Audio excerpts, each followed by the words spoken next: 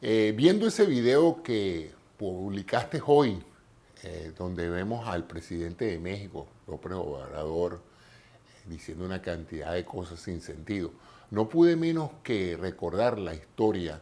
de un 3 de septiembre de 1945, cuando un distinguido político venezolano llamado Diógenes Escalante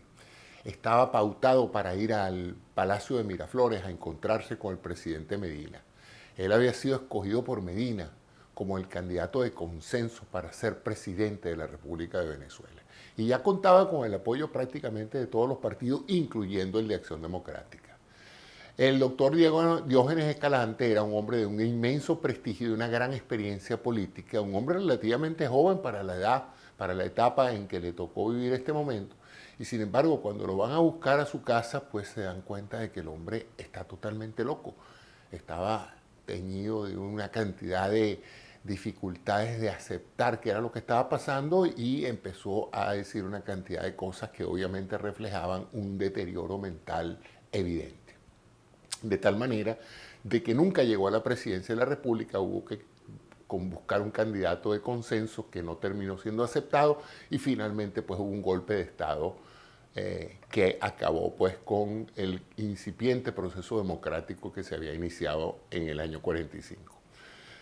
La razón por la cual menciono este hecho es porque definitivamente la presidencia de un país pone a prueba la salud de la persona que está candidateada a ese cargo y más adelante someterá al presidente a una serie de presiones enormes, presiones externas derivadas de las grandes responsabilidades que tiene y de los diferentes sectores de presión que constantemente están agrediendo al presidente para decidir situaciones en un sentido u otro. Y por otro lado, presiones internas, esa angustia que genera para un presidente saber que no está cumpliendo con las promesas que cumplió, que las cosas no están saliendo bien y que se está enfrentando a situaciones que escapan de sus habilidades.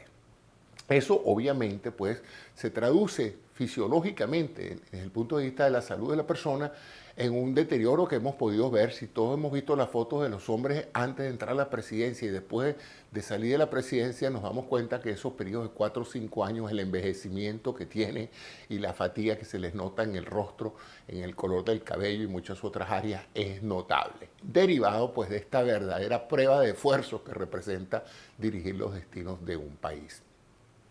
Sin embargo, cuando nosotros en un momento dado vemos una cámara de televisión, un presidente que empieza a tener rasgos faciales, empieza a tener dificultad para hablar, empieza a tener pérdida del control muscular, pues obviamente se hace evidente que el presidente le ha dado un accidente cerebrovascular, lo que llamamos nosotros en inglés un stroke.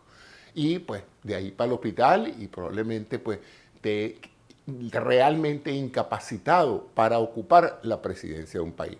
El problema no es esos casos, porque en esos casos todo el mundo se da cuenta de que el hombre se ha enfermado y está discapacitado para ocupar ese cargo. El problema es lo que se llama la microangiopatía cerebral, es decir, el pequeño deterioro de vasos muy pequeños, de verdaderos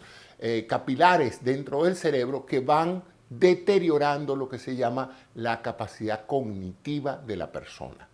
Esa disociación cognitiva producto de la microangiopatía cerebral que termina deteriorando las facultades de la persona dependiendo del área cerebral involucrada. A veces son las áreas emocionales y los pacientes empiezan a exhibir síntomas de una total disociación en sus emociones, pasan de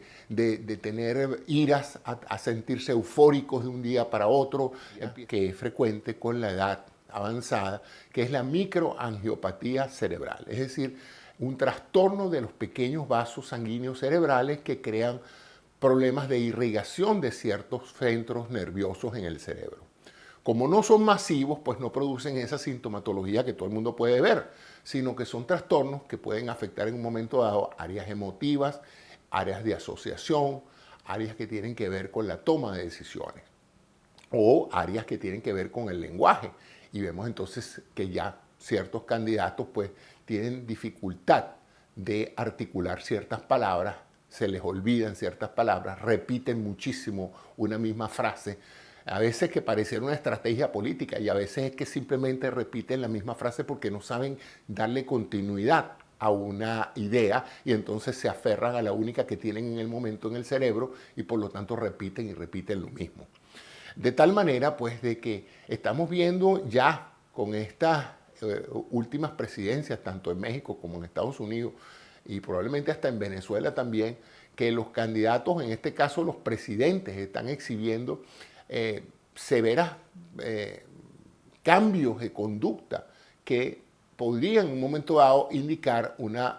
progresivo deterioro cognitivo, una disociación cognitiva que los aparta de la realidad, los incapacita para tomar decisiones importantes